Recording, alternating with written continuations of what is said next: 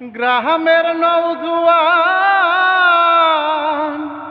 হিন্দু মুসলমান, গ্রামের নওজোয়ান হিন্দু মুসলমান মিলিয়া বাউলা গানার মুর্শিদি গাইতাম। হায়রে মিলিয়া বাউলা গানার মুর্শিদি গাইতাম।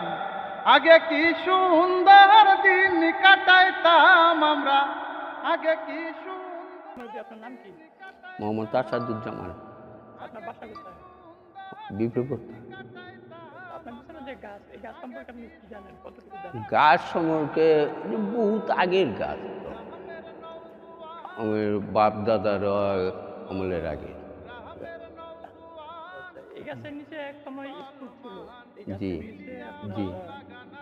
একটা জঙ্গল পরিচালিত হতো। জি। তো এই সম্পর্কে কতটুকু জানেন? গাছটার নিচে যখন আর স্কুল ছিল তখন ছাত্র আসছিল না প্রায় প্রচুর। তারপরে ভেঙে ওই পাশে আপনার বয়স কত? বয়স সাইডের উপরে মানে 60 বছর ধরে আপনি এই গাছটা দেখতেছেন এইভাবে আছে? এই ভেবেই আছে। আপনার যে দাদা ছিল বা দাদামহ ছিল, তাদের কাছ থেকে কি শুনছেন?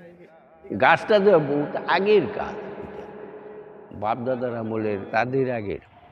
গ্রামের নওজোয়ান হিন্দু মুসলমান। আপনার নামটা? আমার নাম মোহাম্মদ নাইম হোসেন। আচ্ছা, আপনার বাসা কোথায়? আমার বাসায় বিপ্রবর্থা গ্রামে। আচ্ছা, এই গাছ সম্পর্কে বা এই গাছের ইতিহাস সম্পর্কে আপনি কতটুকু জানেন? এটা তো আমি তো দেখতেছি ছোটবেলা থেকে এরকমই গাছটা। এটা আমাদের দাদার আমলে, তার তার বাবা যে ছিল, মানে আমার তাও ওই যে তাদেরও অনেক আগের আমলের। এই এই গাছটি আনুমানিক 400 বছরের হয়তো পুরনো। তো মানে আমরা যেভাবে শুনছি তাদের মুখে, আনুমানিক 400 বছরের পুরনো এই গাছটি।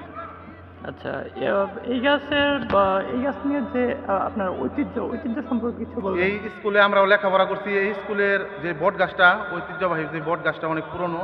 এই গাছের মানে যে শিকড় ছিল, অনেক শিকড়ে বসে বসে আমরা ছোটোবেলায় স্কুলে যখন ছিল না, স্কুল ভাঙা ছিল, তখন এই শিকড়ে বসে আমরা লেখাপড়া করছি।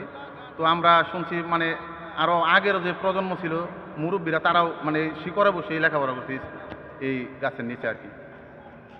দিন কাটাইতাম, আগে কি সুন্দর দিন কাটাইতাম আমরা, আগে কি সুন্দর দিন কাটাইতাম। হিন্দু বাড়িতে যাত্রা গান হইতো, নিমন্ত্রণ দিত, আমরা যাইতাম।